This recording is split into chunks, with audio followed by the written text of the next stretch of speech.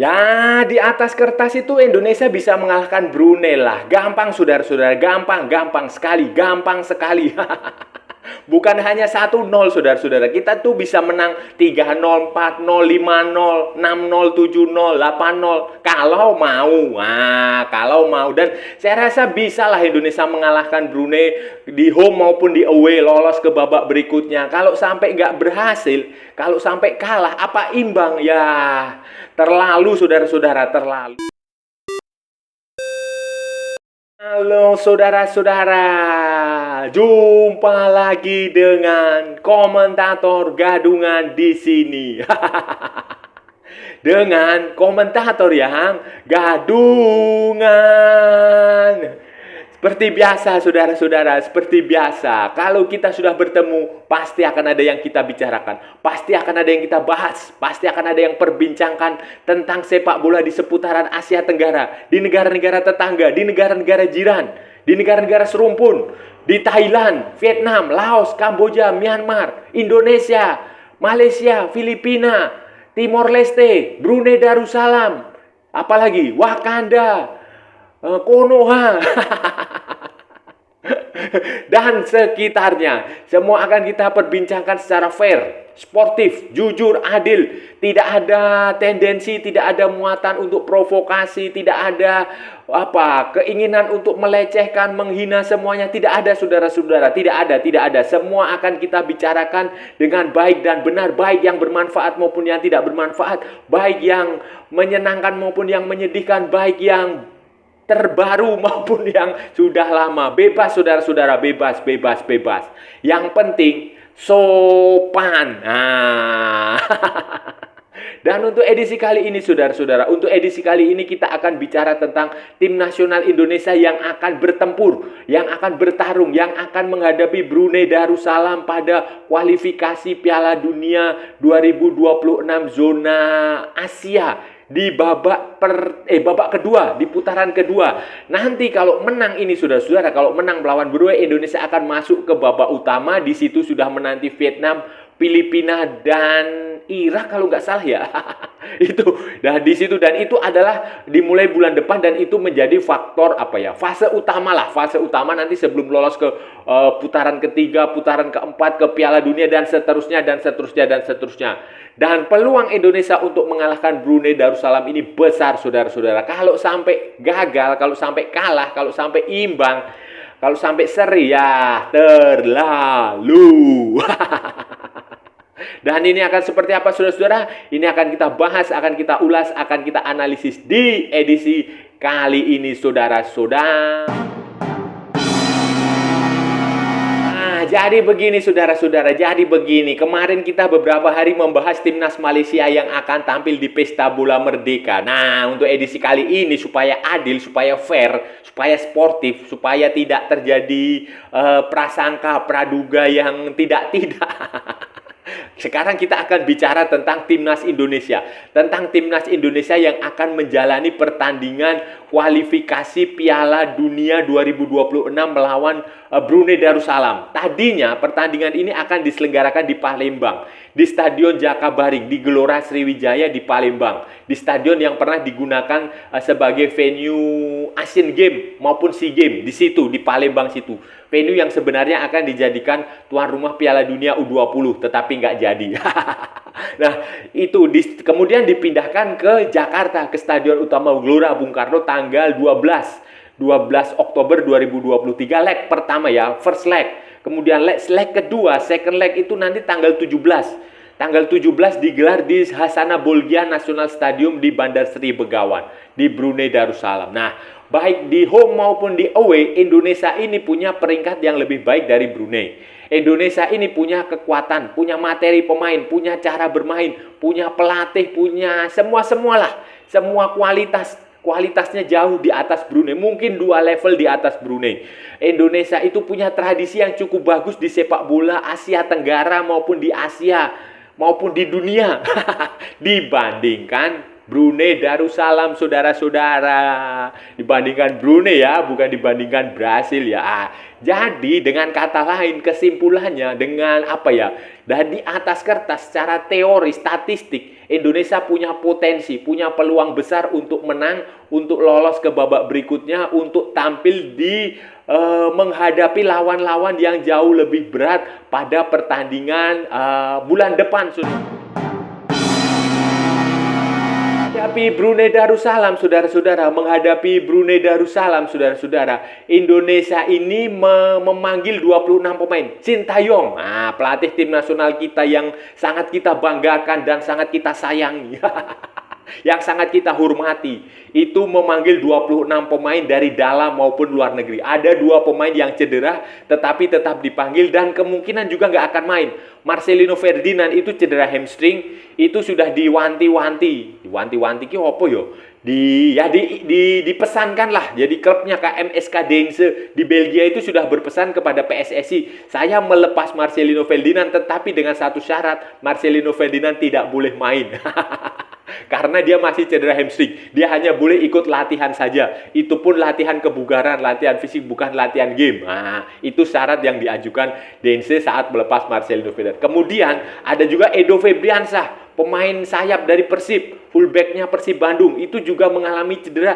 Kalau nggak salah cedera pergelangan kaki kanan atau kaki kiri ya. Pokoknya dia cedera waktu pertandingan di Liga Indonesia Liga 1. Di Liga 1. Selebihnya pemainnya semua itu 24 pemain lain itu dalam keadaan bugar, dalam keadaan fit. Di situ ada pemain-pemainnya sudah langganan lah di belakang. Di kiper itu ada Nadeo, ada Syahrul, ada Hernando, kemudian di backnya itu ada Rizky Ridho, ada Sen Patinama, ada Sandy Walsh, ada Fahrudin. Fahrudin ini menggantikan Jordi Amat. Jordi Amat yang tidak bisa berangkat karena cedera. Ada juga Yance Sayuri yang juga tidak bisa bermain karena cedera, digantikan oleh pemain lain. Jadi ada banyaklah pemain. Kemudian di tengahnya itu juga ada langganan timnas seperti Ricky Kambuaya, Irianto, Maklok. Kemudian banyaklah. Ada di depan juga ada si Witan, ada si Sananta, kemudian ada siapa lagi? Rafael Struik, ada Sadil Ramdhani. Ivar Jenner itu juga nggak bisa datang, nggak bisa bergabung karena cedera di Utrecht, di Jong Utrecht waktu bermain di kompetisi. Jadi ada pemain yang tidak bisa datang karena cedera, ada pemain cedera yang datang tetapi kemungkinan besar tidak akan dimainkan. Komposisi pemain seperti ini ya, yakinlah Sintayong akan tahu cara mengatasi Brunei Darussalam, saudara-saudara. Apalagi Sintayong sudah menegaskan ya target di pertandingan pertama ya menghasilkan gol sebanyak-banyaknya. Itu saja dan percayalah. Dan yang menarik adalah kemungkinan starting line up-nya itu akan seperti apa? Apakah Sintayong akan menggunakan 3-5-2, 3-4-3, 4-3-3 atau 4-4-2. Ini yang menarik karena kita tahu di situ ada stok banyak pemain yang di posisi sama itu ada stok pemain yang cukup banyak. Misalnya ya stok pemain di Asnawi, posnya Asnawi itu kan di kanan itu ada Sen Patinama. Sen Patinama, Sandy Walsh, saudara-saudara, maaf, Sandy Walsh itu ada di situ. Nanti apakah modifikasi, apakah siapa yang main di kanan itu nanti kita akan perlu tahu itu. Itu akan menjadi misteri. Apakah Sandy Walsh akan menjadi back tengah atau Sandy Walsh akan main di kanan atau formasinya seperti apa? Apa kedua pemain itu tetap main di situ? Misalnya Sandy Walsh di belakang, kemudian Asnawi agak ke depan, agak menjadi sayap. Itu bisa. Kemudian di kiri juga sama, ada Pratama Arhan dengan Sen Patinama. Itu akan seperti apa? Apakah dua-dua main ataukah akan ada pergeseran? Misalnya Sen Patinama ini kan juga bisa main sebagai defensive midfield. Apakah dia akan ditarik sebagai defensive midfield atau itu tadi dengan mengakomodasi dua pemain atau mengorbankan salah satunya atau dibikin rotasi. Mungkin Sen Patinama main di Jakarta, nanti kemudian Pratama main di Brunei atau sebaliknya. Itu sangat menarik untuk diteliti, saudara-saudara. Kalau prediksi saya itu susah. Susah karena Sintayong ini bukan pelatih seperti Indra Safri atau pelatih seperti Bima Sakti yang formasinya itu relatif bisa ditebak. Yang komposisi pemainnya mau formasi taktikal itu lebih bisa ditebak. Kalau Sintayong itu nggak bisa ditebak sama sekali. Jadi akan ada banyak kejutan lah. Ini menarik untuk kita nantikan bagaimana melihat posisi di sektor itu tadi. lini depan itu juga menarik, saudara-saudara. Di lini depan itu juga menarik. Kan si Sintayong memanggil Hoki Caraka, pemain muda, pemain PSS Sleman. Itu masih muda, itu seangkatan dengan Rafael Struijk. Kemarin sama-sama sebenarnya diproyeksikan ke Piala Dunia U20. Itu juga dipanggil. Kemudian di situ juga ada Ramadan Sananta sebagai penyerang. Kemudian ada lagi di sayapnya itu ada Sadil Ramdhani, ada Egy Maulana Fikri, ada Witan Sulaiman. Nah, itu komposisinya akan seperti apa? Karena Witan dan Egy Maulana Fikri ini performanya semakin hari semakin menurun dan banyak dikeluhkan. Kenapa bukan siapa tadi itu? Stefano Lillipali yang dipanggil.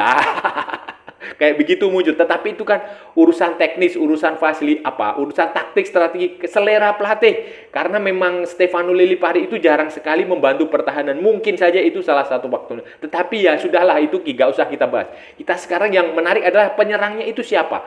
Apakah Sintayong akan menggunakan dua penyerang? Apakah dia akan menduetkan Ramadan Sananta dengan Rafael Struijk? Apakah dia akan bermain dengan satu penyerang? Dengan tiga di situ, 4-3-3, 3-4-3. Apakah Rafael Struijk, Ramadan Sananta, dan Sadil Ramdhani akan di situ? Atau Witan, atau Egy?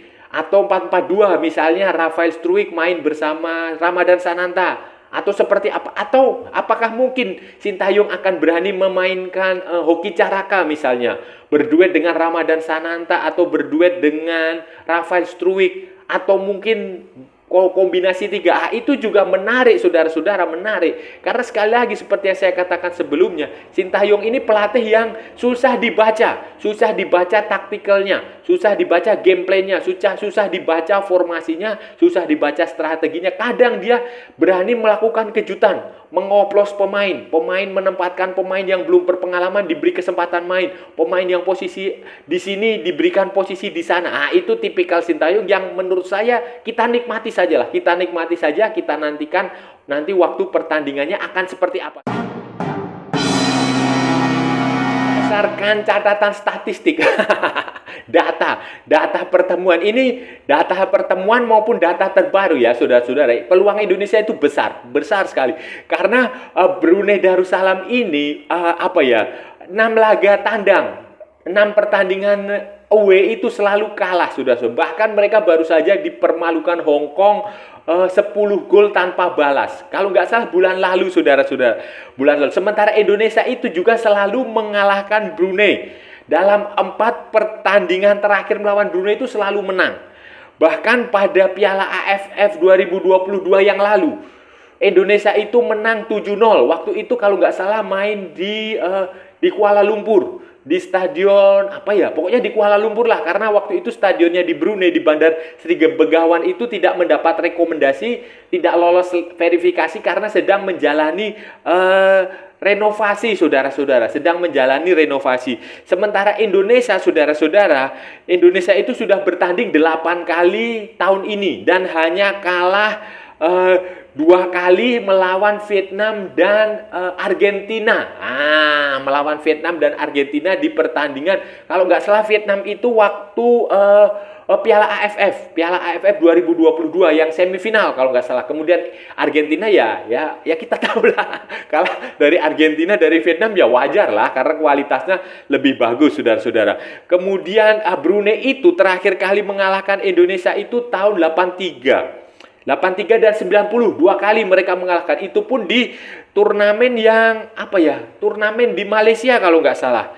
Di Malaysia dan Singapura, di Merlion Cup tahun 83, dan di Malaysia itu kalau nggak salah Pesta Bola Merdeka atau tahun 1990. Tapi kan itu sudah lama sekali, sudah lama dan tidak mungkin bisa dijadikan patokan. Apalagi itu bukan pertandingan FIFA ya. Walaupun turnamen-turnamen seperti itu pada masa lalu adalah turnamen yang bergengsi. Tetapi itu bukan jadi patokan karena itu sudah lama sekali. Sudah berapa tahun? 30 tahun ya? 30 tahun lalu. Jadi nggak bisa, pemainnya juga sudah banyak yang meninggal, sudah kemana-mana kita nggak tahu. Dan itu tidak bisa menjadi patokan. Jadi ya sekarang yang terkini faktanya seperti itu. Kalau kita bahas tentang Brunei Darussalam, saudara-saudara, Brunei Darussalam ini materi pemainnya ini ya mayoritas, hampir 70%. 70% itu berasal dari klub terbesar mereka, klub milik kerajaan, milik Pangeran Putra Mahkota itu DPMM, Duli Pangeran Muda Mahkota Football Club. DPMM itu klub terbaik dan satu-satunya di Brunei Darussalam. Ya kalau di Malaysia itu ya milik JDT lah, milik Johor Darul Taksim. Kalau di mana Jerman itu ya milik Bayern Munchen lah, itu DPMM. Itu mayoritas pemain berasal dari 70-80% pemain itu dari situ. DPMM ini sekarang kalau nggak salah itu main di Singapore Premier League. Sebelumnya dia sempat main di Liga Malaysia juga pernah. Dia pernah bikin liga sendiri di Brunei juga pernah. Jadi nomaden lah. Nomaden ini DPMM. Karena ini memang klub terbaik di Brunei. Tetapi sebaik-baiknya klub di Brunei itu ya kualitasnya masih jauh dari klub dari Liga Kamboja, Liga Myanmar, Liga Wakanda, Liga Konoha. Seperti itu saudara-saudara. Jadi mayoritas pemain dari situ. Kemudian, yang menarik adalah pelatih mereka adalah Mario Rivera Campesino. Yang rambutnya diikat tengah itu loh. Waktu Piala AFF itu juga sudah tanding waktu ketemu Indonesia. Kemudian yang lebih menarik lagi adalah direktur teknik mereka adalah Paul Munster. Paul Munster apa Paul Munster ya? Itu orang pendukung Indonesia pasti tahulah, pecinta Liga Indonesia, liga terbaik di bumi. Itu pasti tahu. Paul Munster itu adalah mantan pelatihnya Bayangkara FC. Dia pernah melatih di Vanuatu, pelatih dari Irlandia Utara. Temannya si Simon McManamy. Simon McManamy kan sekarang melatih di Kamboja, di salah satu klub Kamboja, di Visaka kalau nggak salah. Sementara Paul Munster ini sekarang dia menjadi direktur teknik di Brunei Darussalam. Pengetahuan Paul Munster tentang sepak bola Indonesia ini bisa menjadi kunci, bisa menjadi kunci kejutan Brunei. Brunei bisa mengejutkan Indonesia kalau dia benar-benar mengikuti saran arahan dari Paul Munster. Tetapi juga Brunei juga bisa kalah juga, karena saya tahu Indonesia pasti juga sudah mengantisipasi keberadaan Paul Munster sebagai direktur teknik di Asosiasi Sepak Bola Brunei Darussalam. Lalu bagaimana prediksinya saudara-saudara? Prediksi saya, kalau Anda mau bertaruh ya, pasang Indonesia lah. Bisa PUR 1 bisa, PUR 2 juga bisa. Pokoknya pasang Indonesia. Mungkin skornya bisa di atas 3-0. Dan begini, cara bermain Brunei nanti di Jakarta maupun nanti di Bandar Sri Begawan itu tidak ada pilihan lain selain defensive football. Kalau perlu parkir bus, itu akan dilakukan Brunei. Itu pasti, saya berani taruhan. Ayo silahkan tulis di kolom komen. Taruhan berapa? Jangan. Itu namanya judi, saudara-saudara. Judi itu dilarang. Tidak boleh berdasarkan agama maupun undang-undang negara. Jangan. Tetapi itu begitu. Brunei itu kemungkinan saya, berdasarkan pengamatan saya, itu dia akan main defensif, ultra defensif, mungkin parkir bus. Dan ya itu yang memang harus dia lakukan, saudara-saudara, parkir bus. Kalau dia nggak seperti itu, dia akan jadi bulan-bulanan, akan jadi lumbungkon, akan dimasukkan. Nah, pertanyaannya untuk Indonesia adalah menghadapi taktik parkir bus seperti ini, Indonesia harus apa? Itu yang penting. Indonesia harus bermain sabar, saudara-saudara, sabar. Main dari kaki ke kaki, main dari bola-bola seperti biasalah. Jangan terlalu banyak mendribble bola, jangan terlalu banyak menggiring bola. Umpan terus, bermain rondo itu juga bagus. Kemudian, salah satu taktik untuk kontra strategi parkir bus adalah memanfaatkan skenario bola mati, tembakan bebas langsung, tembakan bebas tidak langsung, sepak pojok. Itu penting sekali, lemparan ke dalam, throw in. Di situ ada Pratama Arhan, itu bisa dimanfaatkan di situ, sepak pojok. Pokoknya segala sesuatu skenario bola mati yang bisa menghasilkan gol dari heading itu harus dimanfaatkan. Ada Elkan Bagot di situ. Yang bisa heading, posturnya tinggi. Sandy Walsh juga punya kemampuan heading. Rizky Ridho juga punya kemampuan.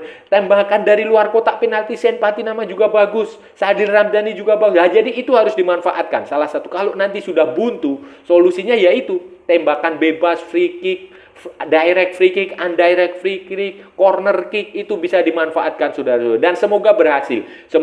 Selamat. Saudara-saudara, itu tadi pembahasan kita hari ini, saudara-saudara. Kita sudah bicara panjang lebar tentang tim nasional Indonesia yang akan menghadapi Brunei Darussalam pada babak kedua kualifikasi Piala Dunia 2026 zona Asia. Tidak masalah Indonesia harus lewati babak kedua, karena kalau menang saudara-saudara, poin FIFA-nya itu lebih tinggi dari FIFA Matchday biasa. Poin FIFA-nya itu kalau nggak salah 17 saudara-saudara. Kalau FIFA Matchday biasa pertandingan uji coba itu hanya 7 atau hanya 6 gitu. Jadi kan ada kenaikan yang cukup signifikan kalau Indonesia bisa mengalahkan Brunei Darussalam. Dan tidak masalah.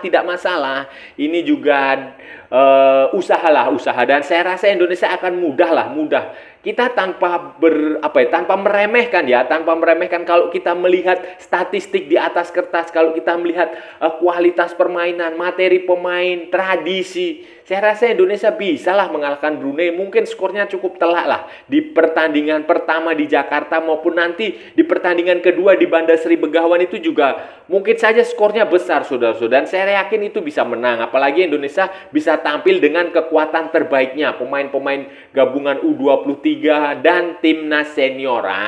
Dan saya rasa sudah cukup ya saudara-saudara ya. Kita sudah bicara panjang lebar dari A sampai Z, dari utara sampai selatan, dari barat sampai ke timur. Semuanya sudah kita bahas sampai mulut saya berbusa-busa. Kalau ada salah-salah ya mohon maaf saudara-saudara. Namanya juga gadungan. Tetapi kalau benar saudara-saudara berarti sebuah kebenaran. Kalau saudara-saudara merasa channel ini bermanfaat, berguna, menghibur, menginspirasi, silahkan like, share, and subscribe. Tapi kalau tidak saudara-saudara, abaikan saja. Jangan ditonton, di skip. Tetapi jangan juga di report. Kasihan saya saudara-saudara, utang saya banyak. Ikuti pula akun media sosial Komentator Gadungan, ada di Instagram, ada di Facebook, dan ada di TikTok. Bukan TikTok Shop ya, bukan. Oke saudara-saudara, sampai bertemu lagi di edisi-edisi berikutnya dengan tema-tema yang jauh lebih tidak bermanfaat, dengan tema-tema yang jauh lebih tidak berguna, dengan tema-tema yang jauh lebih membosankan. Salam olahraga dan merdeka.